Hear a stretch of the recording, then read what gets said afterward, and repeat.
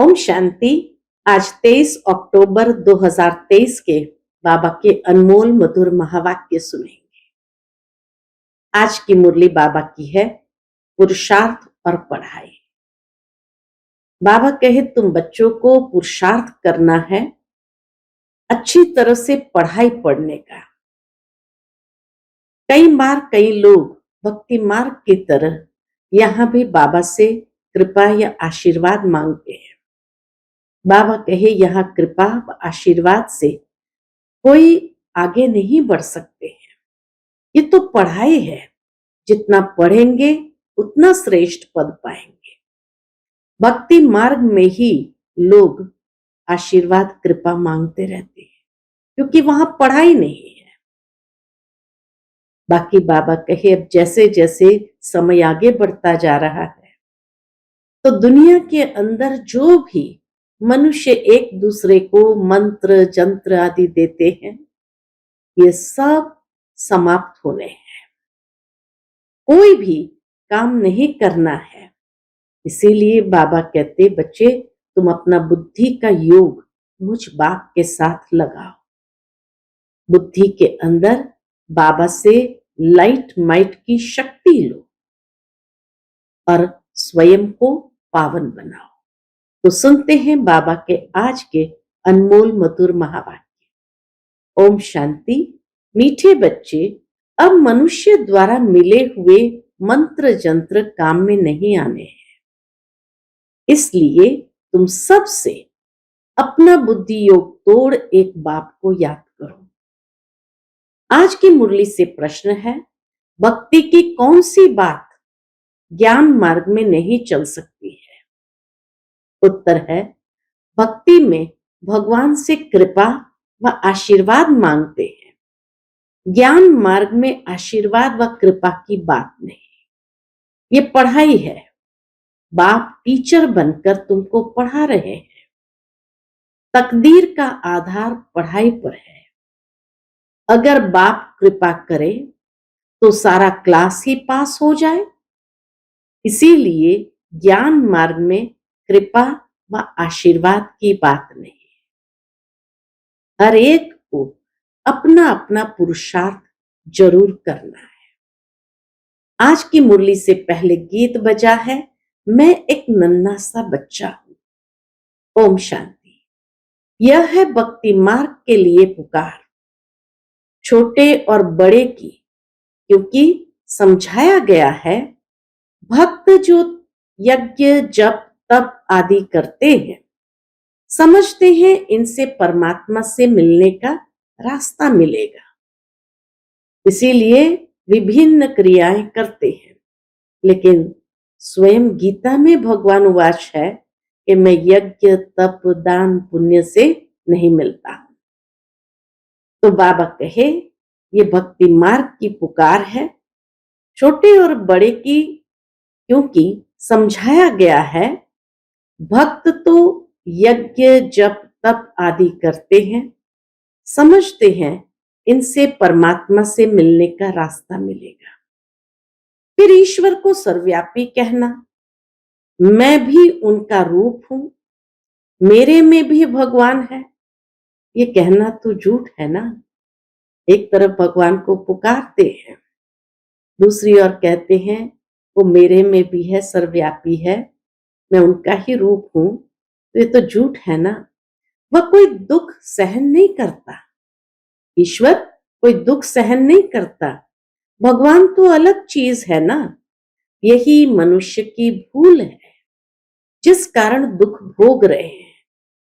तुम्हारे में भी कोई विरले बाप को जानते हैं, माया घड़ी घड़ी भुला देती है।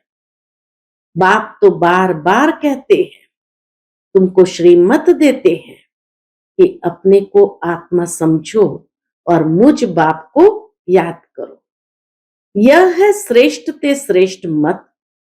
बाप की श्रीमत से मनुष्य नर से नारायण, पतित से पावन बनते हैं। इस समय के जो भी ये पतित मनुष्य है, उन्हों की श्रेष्ठ मत नहीं है। भगवान ने भी कहा है, क्या कहा है कि यह भ्रष्टाचारी आसुरी संप्रदाय है। बाप कहते हैं तुम्हारा देवी देवता धर्म बहुत सुख देने वाला है, तुमने बहुत सुख पाया है, यह बना बनाया ड्रामा है। ऐसे नहीं कि भगवान ने क्यों बनाया है, ये नहीं कि भगवान ने ऐसा ड्रामा क्यों बनाया है, यह तो अनादि ड्रामा है ना। ज्ञान माना दिन, भक्ति माना रात। ज्ञान से अब तुम स्वर्गवासी बन रहे हो, भक्ति से नरकवासी बने हो। परंतु मनुष्य पत्थर बुद्धि होने के कारण समझते नहीं। क्रोध कितना भारी है, बाबा कहे क्रोध देखो कितना भारी है, कितने बॉम्ब्स बनाते रहते हैं, समझते हैं विनाश जरूर होगा। तो यह भ्रष्टाचारी बुद्धि हुई ना। कलयुग को कहा ही जाता है रावण राज्य। रावण ही भ्रष्टाचारी बनाते हैं। बाप आकर ऑर्डिनेंस निकालते हैं कि अब भ्रष्टाचार बंद करो। नंबर 1 भ्रष्टाचार है एक दो को पतित बनाना, यह है वैश्यालय। कलयुगी भारत को वैश्यालय कहा जाता है। सब विश्व से पैदा होने वाले हैं। सतयुग को कहा जाता है शिवालय। शिव बाबा का स्थापन किया हुआ पवित्र भारत।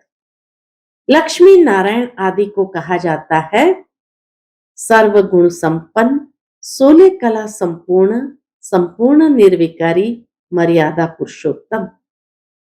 फिर ये प्रश्न नहीं उठ सकता कि बच्चे कैसे पैदा होते हैं, जहां वो है ही संपूर्ण पवित्र, 16 कला संपूर्ण।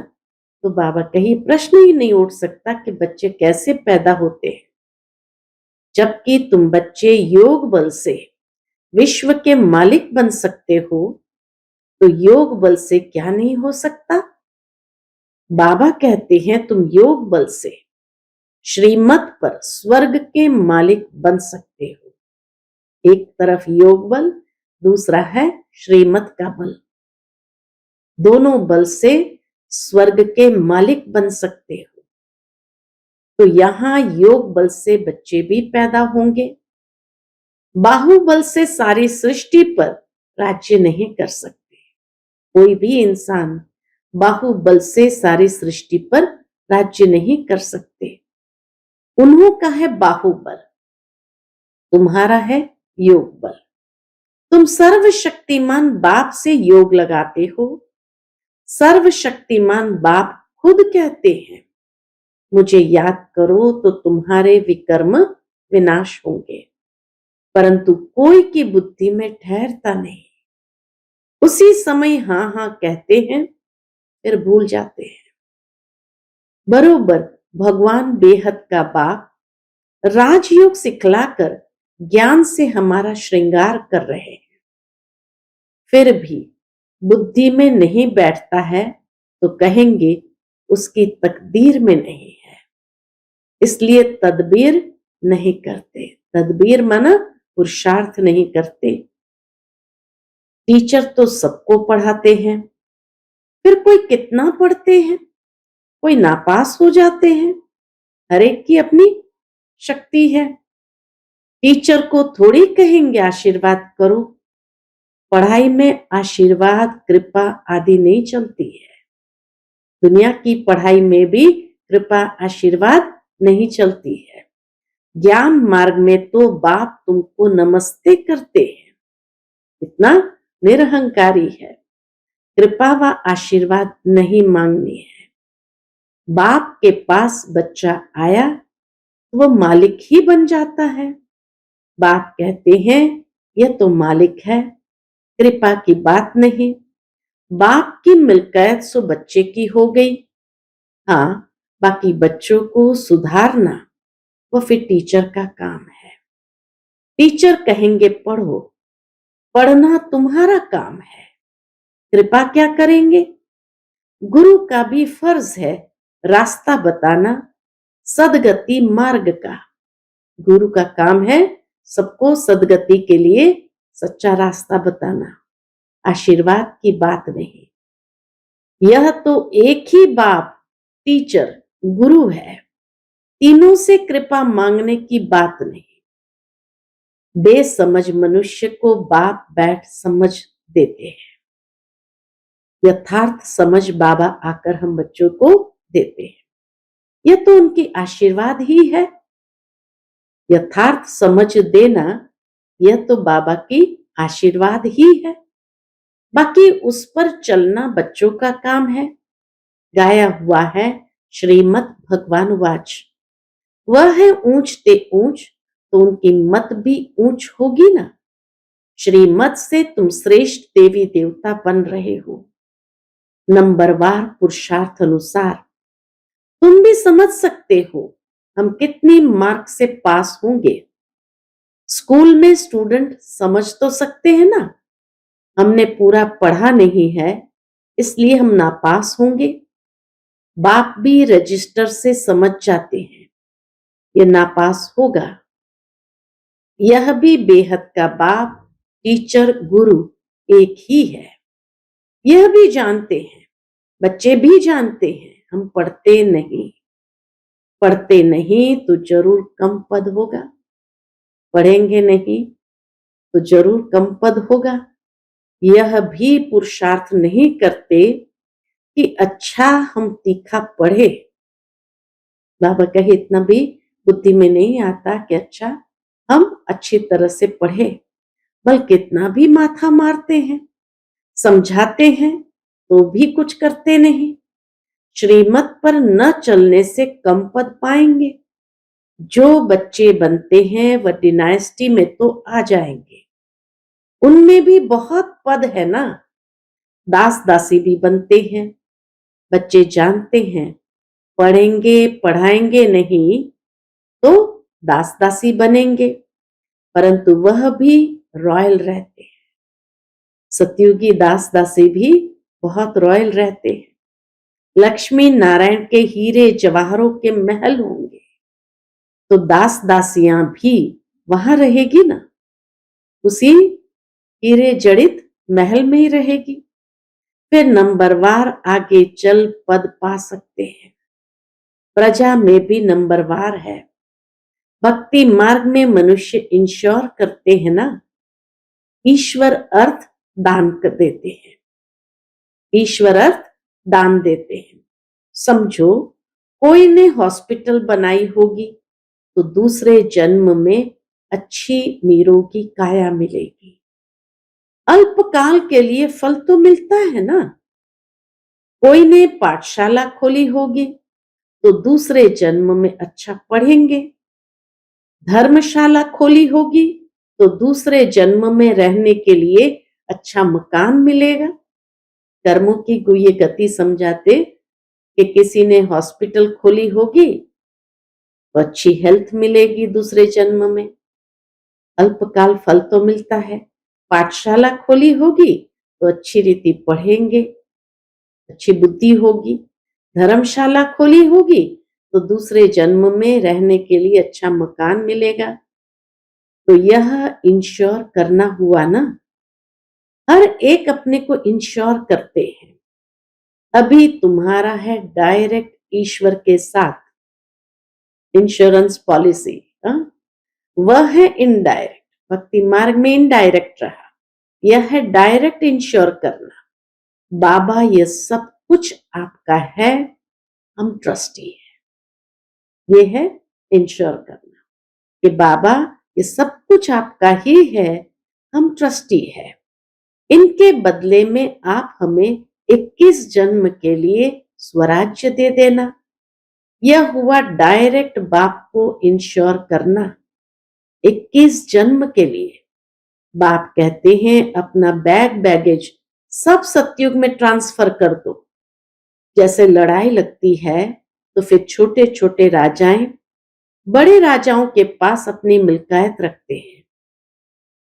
फिर लड़ाई जब पूरी हो जाती है तो फिर बड़ों से वापस ले लेते हैं। बाबा तो इन बातों का अनुभवी है। ब्रह्मा बाबा इन बातों का अनुभवी है। बाप भी जानते हैं, या दादा भी जानते हैं। समझना चाहिए हमको दादा द्वारा बाबा से वर्षा मिलता है। बाप पढ़ाते हैं। हेवनली गॉड फादर वह बाप है, यह नहीं ब्रह्मा बाबा नहीं। हेवनली गॉड फादर वह बाप है, शिव बाबा। यह है दादा। पहले जरूर दादे का बनना पड़े। बाबा हम आपके हैं, आपसे हम वर्षा लेंगे और सब तरफ से बुद्धि योग तोड़ना, इसमें मेहनत है। पुरुषार्थ की मेहनत कहाँ है? सबसे बुद्धि योग तोड़ना, इसमें मेहनत है। बाप कहते हैं अभी और गुरु आदि के मंत्र कोई भी काम में नहीं आएंगे। कोई भी मनुष्य मात्र का मंत्र अभी काम नहीं आएगा। मैं तुमको कहता हूं, मुझे याद करो तो तुम्हारी विजयी है। तुम्हारे सिर पर पापों का बोझा बहुत है। अब मुझे याद करो तो विकर्म विनाश होंगे, फिर तुमको स्वर्ग में भेज दूंगा। पहले तो ये निश्चय चाहिए ना। निश्चय नहीं है तो बाबा बुद्धि का ताला भी नहीं खोलता। धारणा नहीं होती। बाप का बने तो वर्षे का भी हकदार बने, बुद्धि में बैठता नहीं है। कोई कोई नए भी पुरानों से तीखे चले जाते हैं। बाप तो अच्छी रीति समझाते हैं, जितना जो पढ़ेंगे उतनी कमाई है। ये God fatherly knowledge source of income है। तुम विश्व का मालिक बनते हो नॉलेज से। मनुष्य में ये ज्ञान थोड़ी है। अब तुम मेरे बच्चे आसुरी संप्रदाय से दैवी संप्रदाय, भ्रष्टाचारी से श्रेष्ठाचारी बन रहे हो। सिवाय श्रीमत के कोई भी श्रेष्ठाचारी बन नहीं सकता। नहीं तो फिर अंत में सजाएं खाकर वापस जाएंगे। बल थोड़ा बहुत जो सुनते हैं वो स्वर्ग में आएंगे, परंतु बिल्कुल ही साधारण प्रजा में। मर्तबे तो नंबरवार होते हैं ना। वहां ऐसे गरीब नहीं होंगे जो किसको रोटी नहीं मिले। सतयुग में कोई ऐसा गरीब नहीं होगा जिसको रोटी भी नहीं मिले। यहां जैसा गरीब वहां होते नहीं। सुख सबको रहता है, परंतु ऐसे नहीं समझना है अच्छा प्रजा तो प्रजा ही सही। बाबा के ये लक्ष्य नहीं बना देना, यह तो कमजोरी हुई ना। पहले तो पक्का निश्चय चाहिए। यह निराकार भगवान उवाच है। भगवान कहते हैं मुझे मनुष्य चोला तो है नहीं, मेरा नाम है शिव। बाकी जो भी देवताएं व मनुष्य है, सबके शरीर पर नाम है। मेरा नाम शरीर पर नहीं है। मुझे अपना शरीर ही नहीं है। शरीरधारी को भगवान नहीं कहा जाता, मनुष्य कहा जाता है। जिसको भी अपना शरीर है वो भगवान नहीं हो सकता। भगवान को अपना शरीर नहीं है, तो जिसको भी अपना शरीर है उसको मनुष्य कहा जाता। मनुष्य को भगवान मानने से ही भारतवासी बेसमझ बन गए हैं, नहीं तो भारतवासी बहुत सयाने थे। पहले भारत में कपड़ा आदि बहुत रिफाइन अच्छा बनता था। अभी तो वह चीज बन नहीं सकती। तो स्वर्ग में साइंस भी सुख के लिए होती है, यहां तो साइंस सुख दुख दोनों के लिए है। अल्पकाल का सुख मिलता है, दुख तो अपार है। सारी दुनिया खत्म हो जाएंगी तो दुख हुआ ना। सब त्राही त्राही करेंगे, वहां तो साइंस से सुख ही सुख होता है, दुख का नाम निशान नहीं। यह भी जिनकी तकदीर खुलती है वही समझ सकते हैं। तकदीर में सुख नहीं है तो समझ नहीं सकते। बाबा कहे तकदीर में सुख नहीं है तो समझ नहीं सकते हैं। बैरिस्टर भी नंबरवार होते हैं ना। कोई तो एक एक केस का 10-20 हजार रुपया लेते हैं। कोई बैरिस्टर को देखो तो कोट भी पहनने के लिए नहीं होगा। यहाँ भी ऐसे है ना, या तो राजाओं का राजा बनते हैं या तो पाई पैसे की प्रजा बनते हैं। तो बाप बैठ बच्चों को समझाते हैं। भारत ही इस समय सबसे गरीब है। भारत ही फिर शाहूकार बनता है। दान हमेशा गरीबों को दिया जाता है। धनवान इतना उठा नहीं सकते हैं, गरीब साधारण ही यह ज्ञान उठाएंगे। शाहूकारों को दान देना ये लॉ नहीं है। बाबा कहे शाहूकारों को दान देना ये लॉ नहीं है। तुम गरीब हो ना, इसीलिए गरीबों को ही दान दिया जाता है। तुम्हारी मम्मा सबसे गरीब है, वह फिर विश्व की महारानी बनती है। ड्रामा ही ऐसा बना हुआ है। गरीब जास्ती उठाते हैं क्योंकि दुखी है ना। शाहूकार तो बहुत सुखी है। वह तो कहते हैं हमको तो यहाँ ही स्वर्ग है। मोटर गाड़ियां पैसे आदि है। जिनको पैसे नहीं है, नर्क में है, उनको आप ज्ञान दो। कई लोग क्या सलाह देते हैं, हमारे पास तो मोटर गाड़ी सब कुछ है, हम तो यहीं स्वर्ग में बैठे हैं। जिनके पास पैसे आदि नहीं है, नर्क में बैठे हैं, उनको जाकर आप ज्ञान दो। ऐसे भी कहते हैं। तुम्हारी है अब गॉड फादरली सर्विस। तुम भारत के सच्चे सर्वेंट हो। वह सोशल वर्कर्स है जिस्मानी। बाबा कहे वह सोशल वर्कर्स है जिस्मानी। मनुष्य को थोड़ा सुख देते हैं।